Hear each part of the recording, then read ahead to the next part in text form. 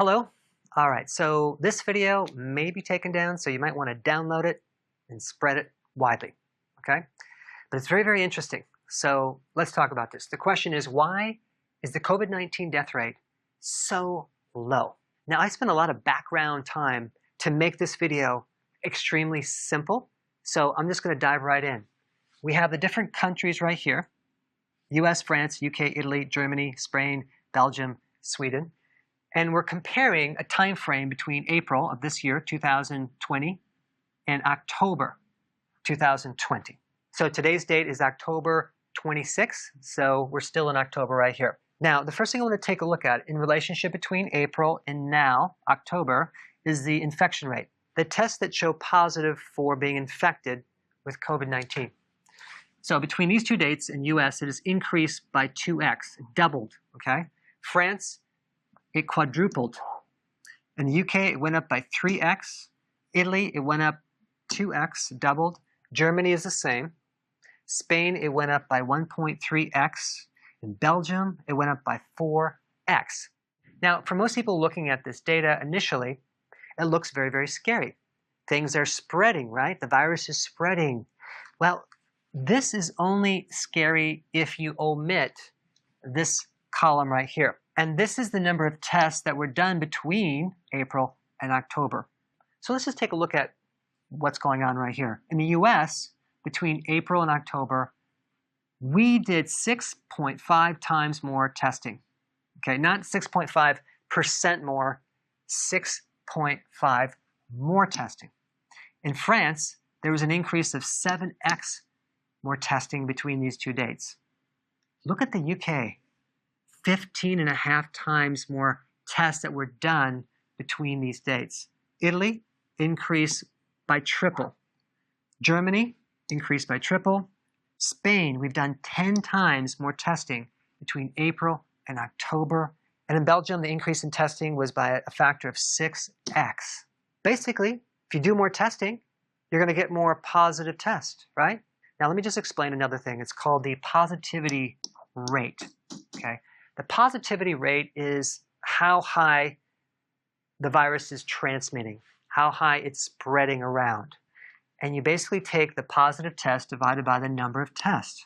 We actually get a positivity rate of 3 times less, actually between March and October.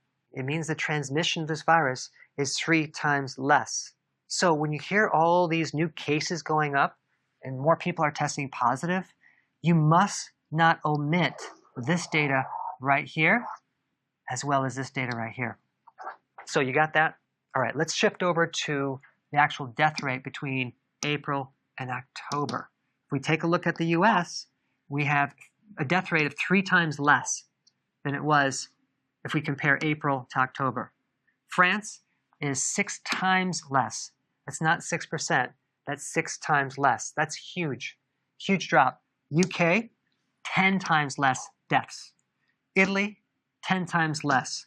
Germany, 10 times less. Spain, 4 times less. And Belgium, 7 times less. Well, let's take a look at Sweden. This is the country where they didn't do the strict lockdown. And everyone was concerned about this. They thought it was going to become a real big problem, but take a look at this.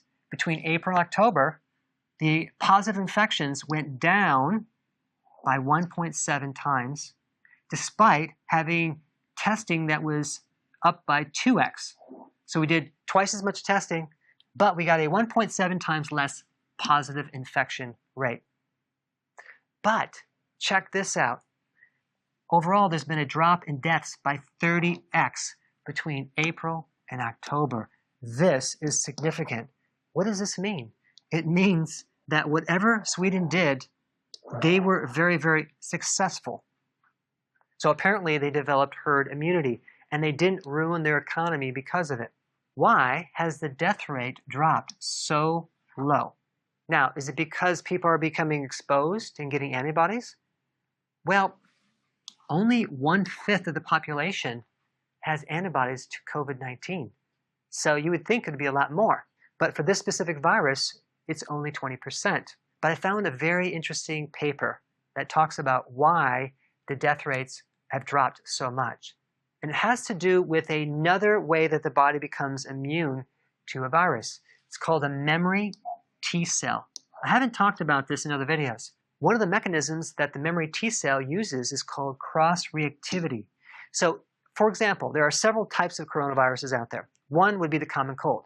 So let's say you got the cold 2 or 3 or 4 years ago. Because all of these coronaviruses are very similar DNA-wise, they're like 90% similar, you're going to develop some immunity to COVID-19 if you're exposed to a previous coronavirus. In fact, what they're finding is that 50 to 60% of the population has this type of immunity to COVID-19 through cross-reactivity, which is fascinating. And this is very important because when you're evaluating something, you never look at one number, you compare it with something else. The reason why the death rate is so low is because our bodies have another way of creating immunity that goes beyond just the antibodies. It's called the memory T cells. All this information can be verified in some really credible sources down in the description box. Check it out. Before you go, if you have a question about a product, or you're new to keto and you want to know how to begin keto, or you're on keto and you need a debug because it's not going as smooth, I have a keto consultant standing by to help you. This is just for the people in the US. Hopefully in the future we'll be able to answer everyone's call, but I put the number down below so you can call and get some help.